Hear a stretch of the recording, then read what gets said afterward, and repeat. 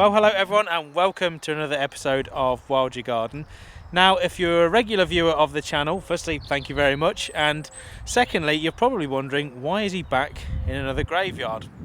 The last video, of course, if you haven't seen it, I suggest you check it out. It was a lovely little video, actually. I really enjoyed making it because it was all about the common dog violet, which is a lovely little underrated plant.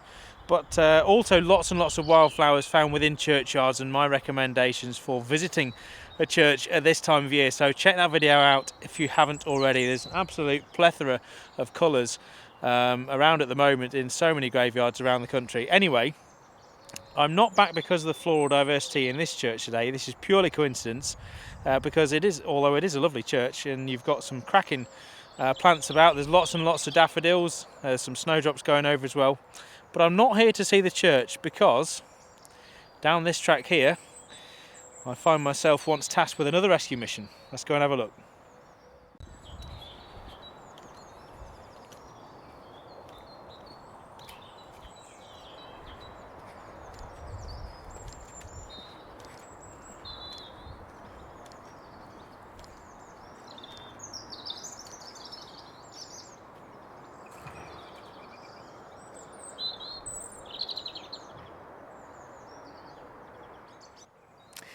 Now, I'm guessing by the clip you've just seen, you're probably wondering why I've got a pair of wellies on and a yellow bucket. Well, for good reason. Now, there's a bit of a story behind this one. So yesterday I was back here having some lunch actually, and go back a bit further, I'm currently working on a wildlife garden project in a village that's in Huntingdonshire, just south of Peterborough, just outside the village of Stilton, where I am now, which is a village called Home. Now, I came back to Stilton, it's where the village shop is, do some fantastic sandwiches if you're ever in the area.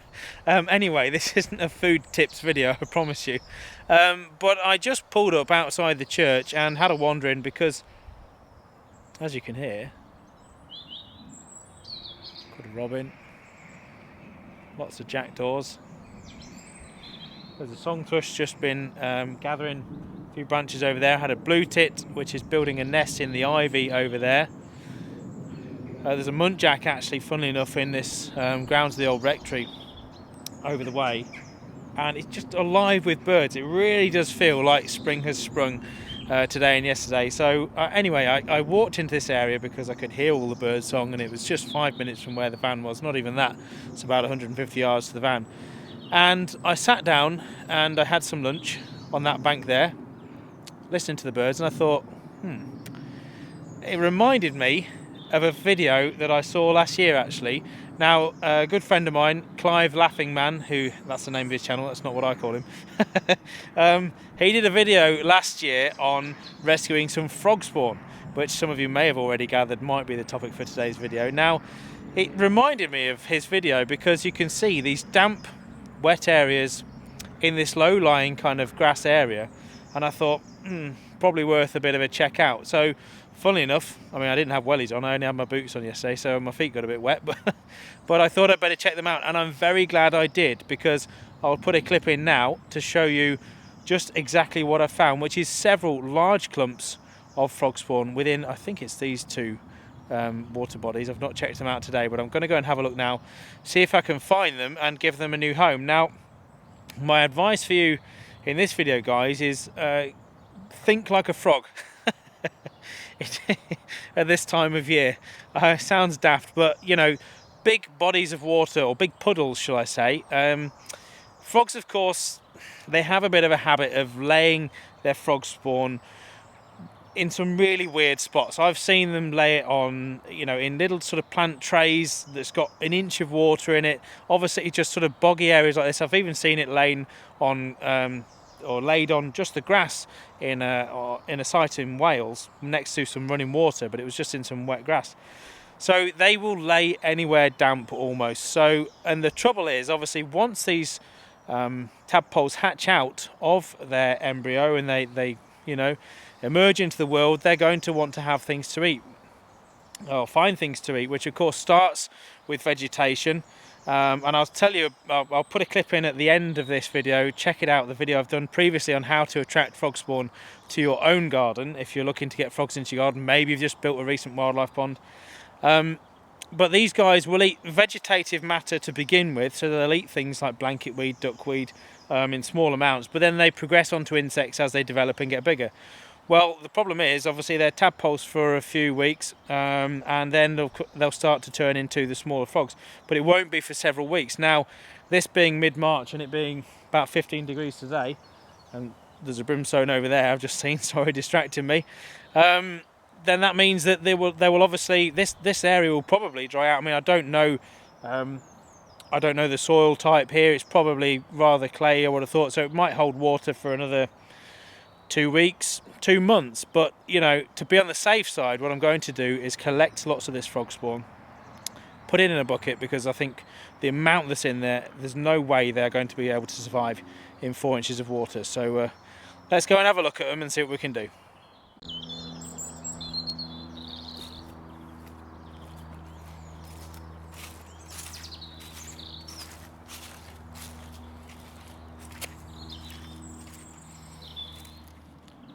So here's the first clump, as you can see just here. I'll put a clip in over the top so you can see it better. But yes, frog spawn on top of some wet leaves. There is a bit of water here, but I mean, it's about 2 inches deep. So these things certainly won't survive. And not only that, of course, being on open wet ground like this, they are liable to predation. I'm pretty sure badgers, foxes, cats, anything will eat this kind of stuff. It's a bit like gelatin, isn't it? So, you know, it's going to be food for almost anything that walks past. Hedgehogs, you know, so it's very, and birds, of course, as well. Birds will eat it. Things like jackdaws, the corvid family in particular, magpies, which we've heard the jackdaws already. So this stuff really doesn't stand much of a chance. Now, some of you may be thinking, well, should you be able to move stuff in the wild? In a general setting, I would say, you know, don't move stuff in the wild from one pond to another. Well, certainly if it's protected. Obviously, great crested newts are protected, so you can't handle those without a license. You can, of course, handle, you know, the common frog, common toad, smooth newts. So they're the most common visitors you're likely to get in your garden. So you can handle those, no problem at all. And you know, if for example, I'll give you another scenario that maybe help if this is happening to you or someone around you. If someone is filling in a pond, and I don't know, maybe somebody's posted on Gumtree, you know, frog spawn, or you know where a pond's being filled in, then I would absolutely say yes. Go with 10 buckets and get as much stuff as you can out of that pond, bring it back to your own pond. Obviously, there's a bit of a risk of, you know, overpopulating a pond, so there's not enough food, but regardless, guys, I mean, you know, if you were to just leave these ponds and they would just get chucked into a skip if someone's being filled in, then obviously those animals don't have a chance at all. So they're better to have a chance in your pond or a neighbour's pond. Anyway, I digress slightly, but I'm just trying to give you a bit of an idea of what you can legally do within the countryside in terms of moving animals and, you know, saving them or doing what I'm doing now, because it's not unheard of for somebody in my situation with wellies on and a bucket that goes wandering round in a park as a grown man to not get questioned. So you know, I have to have this kind of ammunition in case I come under fire from the general public, which is great, you know, and I applaud anybody that's asking questions about people interfering with the natural environment, particularly in a recent video I did. Obviously, I'm sure many of you will have seen the video I did on the destruction of the elm trees that are not far from here. It's really, really sad, but check it out if you haven't already. So yes, it's all about awareness, I think, and the more we can educate people, and the more you guys have got the ammunition to be able to say, well, no, look, I'm rehousing these because of X, Y and Z, and Joel told me to do so. That's your fallback. If nothing else, just use that one. Point them to my channel, I'll deal with it, it's fine. Anyway, shall we get this stuff in a bucket, and then I've got some more to collect, and then I'm going to explain where these little tadpoles in the making are going to go to. Well, what are the chances of that? I just stood up to move the bucket, or went to put some water in it, and there was a chap just stood on the bank over there. I think he lives in one of the houses opposite, and rightfully so, he came over and said, I just wondered what you were up to. He said, I could see you were in here, and he said, I didn't think you were up to no good if you had a bucket and a phone in your hand. So But it's just great, and it just goes to show that it's, you know, it's worth knowing this information, and worth you guys, certainly if this is something that you're going to do, and it's worth talking to local people as well if you're doing something like this and getting an idea. He was saying this area actually does often fill up in the winter months, but it can be dry as well, so it depends on the year and depends on the spring. So, you know, there could be some more water to come in this area, but obviously I think it's a big risk to take if it is just a wet area. And I have noticed as well, just literally on the frog spawn where it is there, that little clump is cuckoo flower, which is one of my favourite wildflowers and the larval food plant for my favourite butterfly, if you didn't know already, the orange tip, which I will no doubt be doing videos on soon, which will be out sort of first week in April usually here in the UK. So we've got about another 3 weeks to wait. Hurry up. Anyway, brimstones already though, it's really fantastic to see them on the wing. I've had small tortoiseshell today, peacock, comma here yesterday as well. So really good to see so many of the spring butterflies now emerging as we get above you know, sort of 10 degrees. It's just wonderful. It really feels like spring has sprung in this area. Anyway, so we've got our frog spawn here, and the gentleman was happy with me taking some. He said I can't guarantee that it will be wet, so it's a good thing you're doing. I explained I was doing a pond in the neighbouring village, so all's good. I've been given local permission, so what I'm going to do first is just get some water in your bucket, just enough to, you know, I can't really get a lot, it's not too easy, but this stuff is soon going to a new home, and yeah, let's see if I can get some in here.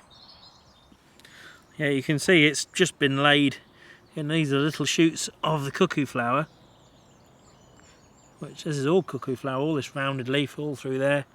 Absolutely wonderful to see, but this is where you have to be a bit careful because it's very easy to leave some of this stuff behind. I'm trying not to, but you can see how it's just attached quite often to leaves or grass. So I'll just pull the rest of the debris off. And you've got to be a bit firm with this stuff. It does come out in a clump. You can sort of rip at it and pull at it, and it won't. You won't get very far with it. You have to kind of get around it, get under it, and just kind of get it as a lump. There we go. Look at that, beautiful stuff. There's a bit of grass in with it, but that's fine. So that's one clump. Now we've got this second clump here, which again I'm just trying to loosen up underneath first to make it a loose blob, I don't know what to describe it as really. There's probably a technical term, don't come to me if you want it, but yeah, I think that's near enough free now. And then just try and, I might need both hands for this one. Oh no, I got it. There you go. Safely in the bucket. So, 2 clumps down. Let's go see what else we can find. You can see how wet it is underfoot. And, well, there we have quite a big clump. You can see there's some here which is just on the edge of the grass. For those of you with good hearing, just as an aside, you might be able to hear the high-pitched calls of a goldcrest. There it is.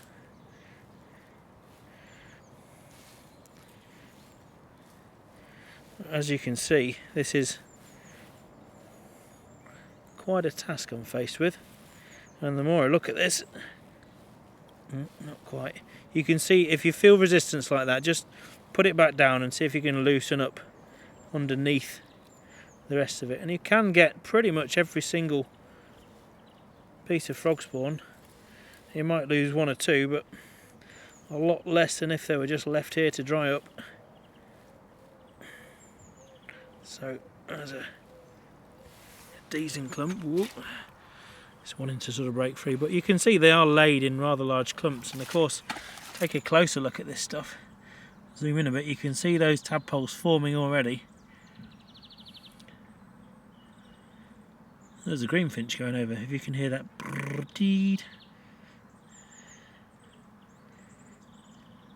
Lovely. Anyway, that's the small clump in this part, so let's see if we can get some of this up, but this is quite a mass of frog spawn. Might have to try and drop you guys down from it. You can see some are stuck to that leaf there, but I'll put those in the bucket anyway. I mean, the mortality rate on tadpoles is so high because, of course, they are such a yummy little snack for so many things. Any pond that has a high population of tadpoles has a high population of newts, you'll find there are very few frogs that make it to adulthood because, of course, newts absolutely love this stuff. I'm going to try and get this in a few lumps. Try and remove one of the leaves if there's nothing on it. No, that's alright.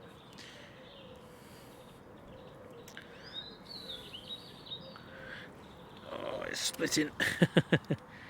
Some of it does, but there's not a lot you can do about that.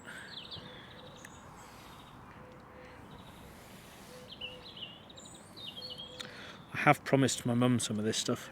I told her about it yesterday and she got rather excited, so coming soon to a barrel pond near you, Mum. Oh dear, yeah, this is a really big dollop. My professional terms. Okay, I'm going to get two hands on this one, guys, and I will be back with you in a second.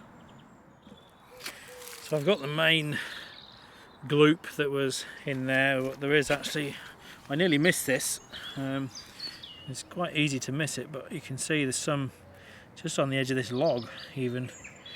I'll try and peel away from. I'm going to take the log with me and separate that once I get to the job.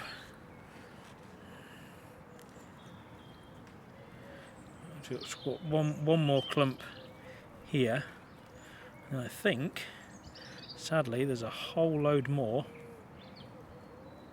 and another in another pool. So there we go, look at that. Fabulous stuff. I mean, remarkable, it really is. One or two, as you can see on my thumb there, inevitably have come out of the casing, and I'm sure there'll be people watching this saying I should just leave it alone and, you know, let nature run its own course, which, yes, there's an argument for, of course. I'm not disagreeing with that. Anyway, let's have a look in this pond. Right. That is a rather large clump again. Well, after a bit of careful thought, guys, I'm going to leave this clump here. Reason being, I've got already, well, loads in the bucket, as you can see. Absolutely loads in there that I'm going to divide up and put in 2 or 3 water bodies. Obviously, the pond I'm building at the moment, I'm literally in the process of digging it, so it's a couple of days before that'll be ready and filled up. And of course, I'll then put some vegetative matter in to feed these little creatures once they emerge in 2 or 3 weeks, hopefully. And there's a funny story actually. I had a good friend I spoke to about this just a couple of days ago, who said he goes to a Forestry Commission woodland all the time to have a walk, and you know, he notices that in the ruts where the tractors go in and out, or the forwarders, the forestry machinery goes in and out of the woodland, there's often frog spawn laying in some of the ruts in the track, which obviously dry out then as we get into early summer. So he usually takes some, and you know, he doesn't understand how the population sustained itself, because of course it's always drying out. So but it's nice to see. I'm just going to stand up, got a bit of cramp in my leg. So yeah, what I suppose I'm saying, guys, is keep your eyes peeled at this time of year for boggy areas and low-lying water levels that might have frogs in them, frogs that obviously have laying frog spawn in them. Now, I'm not, before anybody says anything, I'm not advocating just walking into the countryside and digging up bluebells and taking whatever you want and putting it in your own garden. Quite the opposite. I'm only saying, you know, to intervene if you feel that there is something that is in danger of not surviving. Happens to me all the time. I've rescued a cuckoo a couple of years ago. You may have seen that on the channel, which was lying on the edge of the road. I took some purple hair streak eggs off an oak tree that had fallen over. You may have seen the video on that on the channel recently on that. So I'm only intervening when I feel there are no other options and these creatures would just simply die if left to nature's way, which is fine. Death happens all the time around us in the natural world. It's part of it. Sparrowhawks take sparrows, mostly to people's dismay, but it's all part of life cycle. So I would just say keep your wits about you. Just have a look this time of year, see what you can find. Obviously, if you've got a pond that you can help rear some tadpoles and make some more frogs, then fantastic. Frogs, of course, sadly are a lot of the time declining because we are fencing off our gardens, putting concrete gravel boards along them, and 1 million ponds have been filled in the last 100 years, I think it is the stat. So an enormous amount of habitat has been lost. So all I would say is make sure that you know exactly where you're taking these creatures to, so that you can have a good habitat for them. Don't just put them in an ice cream tub and leave them. They will obviously need more than that. They need some sustenance to eat, and obviously do drop some comments below. I'll be happy to help for anybody who's undertaking anything like this of late, or maybe you've done this already. But thank you for your support, guys. I really appreciate all the work you do, and yes, thank you very much for watching the video. Please feel free to subscribe to the channel if you haven't already. I'm going to go get these guys a new home, and I'll see you soon. Cheers.